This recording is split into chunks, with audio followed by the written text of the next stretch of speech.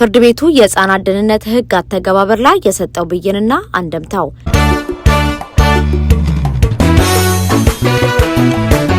በሚኔሶታ ግዛት ታሪካዊ የተባለውና በዘርና በማህበረሰብ ደረጃ ያልተመጣጠነ የህፃናት ከወላጅ መለየት ለመቀነስ ያለመውን የሚኔሶታ አፍሪካ አሜሪካውያን ቤተሰብ ደህንነትና የህፃናት ጥበቃ አለመመጣጠን ቀድሞ የመተግበር ሂደት የአንድ ክፍለ ግዛት ፍርድ ቤት ዳኛ ውድቅ አድርገውታል።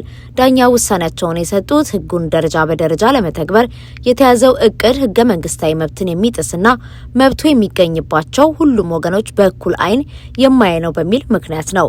ይህ ህግ በማህበራዊ ሰራተኞች ላይ ጥብቅ ግዴታን የሚጥል ሲሆን በተለይም በጉዲፈቻ አሰጣጥ ላይ ቁጥራቸው በዝቶ የሚታይ እንደ ዘር፣ ባህል፣ ጎሳ፣ የአካል ጉዳት ወይም ዝቅተኛ ገቢ ባላቸው ማህበረሰቦች ውስጥ የሚገኝ ህጻናት ከቤተሰቦቻቸው እንዳይነጠሉ ንቁ ጥረት እንዲያደርግ ያዛል።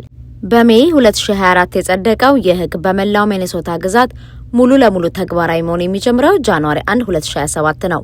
ነገር ግን ሄነፒንና ራምዜ ካውንቲዎች በህግ አውጪው በተቀመጠው የሽግግር እቅድ መሰረት ከያዝነው ዓመት ጃንዋሪ ወር ጀምሮ ህጉን በሙከራ ደረጃ መተግበር ጀምረው ነበር። በዚህ የሙከራ ትግበራ ወቅት አዲሱ ህግ የሚመለከታቸው 30 በመቶ የሚሆኑ ጉዳዮች ብቻ ነበሩ ተጠቃሚ የተደረጉት። የፍርድ ቤቱ ውሳኔ ምን ይላል? በሄነፒን ካውንቲ የሚገኘው የዲስትሪክት ፍርድ ቤት ዳኛ ማቴው ፍራንክ በሰጡት ውሳኔ ይህ ደረጃ በደረጃ የሚደረግ አተገባበር የአሜሪካን ህገ መንግስት 14ኛ ማሻሻያ የእኩል ጥበቃ መብትን የሚጥስ ነው ብለዋል። አንዳንድ ቤተሰቦችን እንደ የሙከራ ዕቃ በመቁጠር ሌሎችን ደግሞ ከመብቱና ከጥበቃው ማግለል ተገቢ አይደለም ሲሉም ዳኛው አክለዋል። ዳኛ ፍራንክ በውሳኔያቸው ላይ ይህ የሽግግር ሂደት ሁሉን አሳታፊ አይደለም፣ ህጉ ሊጠቀምባቸው በሚገባው ብዙሃን ማህበረሰብ ያገለገለ ነው፣ በዘርና በመልክዓ ምድራዊ አቀማመጥ ላይ የተመሰረተ መድሎን የሚፈጥር ነው በማለት ጠንከር ያለ ትችት ሰንዝረዋል። በዚህ ውሳኔ መሰረት የህግ አውጪው አካል ህገ መንግስቱን የማይጥስ አዲስ የትግበራ ስልት ካላመጣ በስተቀር ህጉ በመላው ግዛቱ ለሁሉም ተጠቃሚዎች በአንድ ጊዜ ተግባራዊ የሚሆነው በጃንዋሪ 1 2027 ይሆናል። ምላሾችና ቀጣይ እርምጃዎች። የህጉ አርቃቂ የሆኑት የህዝብ ተወካይ ኢስተር አግባጄ በፍርድ ቤት ውሳኔ ላይ ተመስርተው በ2026 የህግ ማሻሻያ ለማድረግ እቅድ እንዳላቸው ገልጸዋል። ይህ ህግ በሚኔሶታ የህፃናት ደህንነት ስርዓት ውስጥ በብዛት ለሚገኙ ጥቁር ህጻናት ወሳኝ ነው። ፍርድ ቤቱ የሰጠው አስተያየት በቀጣይ አተገባበራችን ላይ ተጨማሪ ግብዓት ይሆናል ሲሉ ለዘ ኢምፕሪንት በኢሜይል በሰጡት ምላሽ አስታውቀዋል። የራምዜ ካውንቲ ቃል አቀባይ በበኩላቸው የውሳኔው አንደምታ የገመገሙ መሆናቸውን ጠቅሰው ለአሁን ግን የጀመሩትን የትግበራ ሂደት እንደማያቆሙ ተናግረዋል።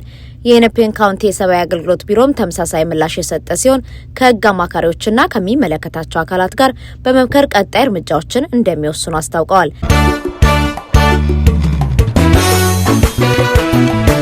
ለጥቁር አሜሪካውያን እጅግ አሳዛኝ ዜና። የውሳኔ ለዓመታት ለጥቁር ቤተሰቦች መብት ሲታገል ለነበሩ የማህበረሰብ ተሟጋቾች አሳዛኝ ሆኗል። እንደ አውሮፓውያን አቆጣጠር በ2017 የመጀመሪያው ረቂቅ ህግ ሲቀርብ ጥቁር ህጻናት ከነጭ ህጻናት ጋር ሲነጻጸሩ ከቤተሰቦቻቸው የመነጠል እድላቸው በ3 እጥፍ ይበልጥ ነበር።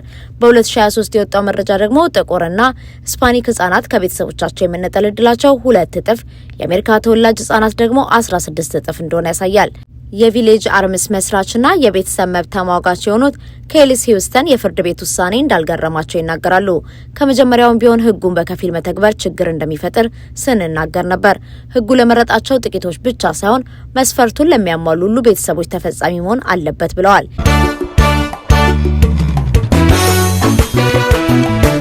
የክሱ መነሻ የማሪያ ባንክስ ታሪክ። ህጉን ደረጃ በደረጃ መተግበር እንደሌለበት በመቃወም ክስ የመሰረተችው ማሪያ ባንክስ የተባለች ጥቁር እናት ናት። ማሪያ 2 ልጆቿን በሄነፒን ካውንቲ የህፃናት ደህንነት ባለስልጣናት ተነጥቃለች። የሁለተኛ ልጇን መነጠል የተፈጸመው አዲሱ ህግ በሙከራ ደረጃ መተግበር በጀመረበት ወቅት ነበር። ማሪያ ለፍርድ ቤት ባቀረበችው አቤቱታ እሷና ቤተሰቧ በህጉ ለመጠቃቀም ብቁ ቢሆኑም በሽግግር ሂደቱ ውስጥ ባለመመረጣቸው ምክንያት ህጉ የሚሰጠውን ልዩ ጥበቃ ማግኘት እንዳልቻሉ ገልጻለች። ጠበቆቿም አንዳንድ ቤተሰቦችን እየመረጡ ለሌሎች መብት መከላከል አድሏዊ ነው ሲሉ ተከራክረዋል። ልጆቿ በአሁኑ ወቅት ከሷም ሆነ ከልጆቿ ጋር ምንም አይነት ዝምድና በሌለው ነጭ የጉዲፈቻ አሳዳጊ እጅ እንደሚገኙና የወላጅነት የዜግነት መብቷን ለማሳጣት ሂደት እንደተጀመረባት በፍርድ ቤት ሰነዶች ተመልክቷል። ምንም እንኳን ዳኛው የህጉን አተገባበር ውድቅ ቢያደርጉም የማርያን የግል ጉዳይ በተመለከተ ግን ልጆቿ እንዲመለሱላት የጠየቀችው ጥያቄ አልተቀበሉትም። ይህ የፍርድ ቤት ውሳኔ በሚኒሶታ ህጻናት ደህንነት ስርዓት ውስጥ ለውጥ ለማምጣት የሚደረገውን ጥረት ለጊዜው ቢገታውም ወደፊት ለሚደረጉ የህግ ማሻሻያዎችና ፍትሐዊ አተገባበር በር ሊከፍት እንደሚችል ተስፋ ተጥሎበታል። የህግ ባለሙያዎችና የማህበረሰብ ተሟጋቾች ሁሉም የሚመለከታቸው አካላት ተባብረው በመስራት ህጉ በትክክለኛው ጊዜና በፍትሐዊ መንገድ ለሁሉም እንዲተገበር ጠንክረው እንደሚሰሩ ቃል ገብተዋል።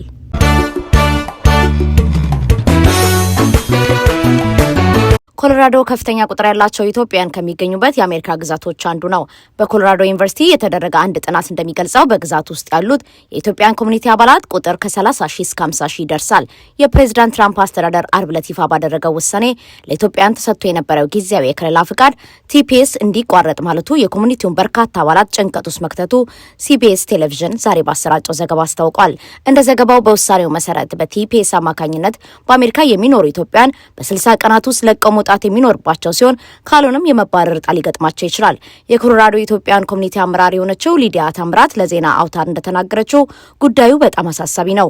እንደገለጸችው በኮሎራዶ የሚኖሩ በርካታ ኢትዮጵያን ወደ አሜሪካ መሰደድ የጀመሩት እንደ አውሮፓውያን አቆጣጠር በ2015 የተፈጠረውን የእርስ በርስ ጦርነት ተከትሎ ደህንነታቸው አደጋ ላይ በመውደቁ ነበር። ከነዚህ ውስጥ አብዛኛዎቹ አሜሪካ የገቡት በ2022 መሆኑን አስረድታለች። ሊዲያ ጨምራን በጣም ከባድ ነገር ነው። እዚያ ረሃብ አለ፣ ግድያ አለ፣ በርካታ ነገሮች እየተፈጠሩ ያሉበት ሀገር ነው። ምንም ያልተረጋጋች ሀገር ናት ብላለች። ሲቢኤስ ቴሌቪዥን ከአሜሪካ ኮንግረስ ያገኘው መረጃ በምንጭነት ጠቅሶ እንዳስረዳው በቲፒኤስ አማካኝነት አሜሪካ እየኖሩ ያሉት ኢትዮጵያውያን 4500 ናቸው። የአሜሪካ ዜግነት ኢሚግሬሽን አገልግሎት ቃል አቀባይ በሰጡት መግለጫ ቲፒኤስ ማለት በጊዜያዊ ገደብ የተቀመጠ ፍቃድ እንጂ ቋሚ የመኖሪያ ትኬት አይደለም ማለታቸውን የጠቀሰው ዘገባው ለኢትዮጵያውያን የተሰጠው የፍቃድ የተሰረዘው ደግሞ የኢትዮጵያ ዜጎች ወደ ሀገራቸው እንዳይመለሱ አጋጥሞ የነበረው አደጋ ተቀርፏል በሚል መሆኑን ማስረዳታቸውን አውስቷል። ዘገባው ሲቀጥልም ነገር ግን የአሜሪካ ውጭ ጉዳይ መስሪያ ቤት በድረገጹ ላይ ወደ ኢትዮጵያ የሚደረግ ጉዞን ሌቭል 3 የሚል ምድብ ውስጥ መክተቱን አስታውቋል። የውጭ ጉዳይ መስሪያ ቤት አሜሪካውያን ወደ ኢትዮጵያ ከመጓዛቸው በፊት ግጭት፣ ግድያ፣ ህዝባዊ አመጽ፣ የቴሌኮም ግንኙነት መቆራረጥ፣ ሽብርተኝነት፣ አፈና እንዳለ እንዲገነዘቡ ማሳሰቢያ መስጠቱንም ጠቅሷል። ሊዲያ በበኩሏ የኢትዮጵያ ኮሚኒቲ አባላት ወደ ኢትዮጵያ መመለስ ስለማይፈልጉ ከፍተኛ ጭንቀት ውስጥ መግባታቸውን ገልጻለች። ስትናገርም ከ2022 ወዲህ እዚህ የመጡት ኢትዮጵያውያን ህይወት መስርተዋል። ልጆቻቸውንም ትምህርት ቤት እየላኩ ነው። በርካቶች የስራ ፍቃድ ያላቸው በመሆኑ ስራ እየሰሩም ይገኛሉ ብላለች። ጨምራም በኢትዮጵያ ውስጥ አሁንም በብሔር ላይ ያተኮረ ጦርነት አለ። እነዚህ ሰዎች ወደ ኢትዮጵያ ከተመለሱ ስራ ማግኘትና ልጆቻቸውን መመገብ ጭምር ይከብዳቸዋል። በብዙ የኢትዮጵያውያን ክፍል ረሃብ እንዳለም የሚታወቅ ነው በማለት አስረድታለች። እንደ ዘገባው የአሜሪካ ሀገር ውስጥ መስሪያ ቤት ቲፒኤስ ወረቀት ያላቸው ኢትዮጵያውያን እስከ ፌብሩዋሪ 2026 ድረስ በፈቃዳቸው አሜሪካን ለቀው እንዲወጡ የሚል መመሪያ አውጥቷል።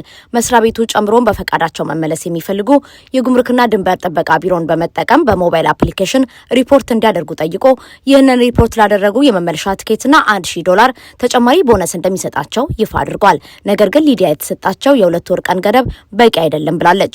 ጨምራም የሚመለሱበትና ደህንነታቸው እንደሚጠበቅ የሚተማመኑበት አገር ሳላቸው የሚል ጥያቄ አንስታለች።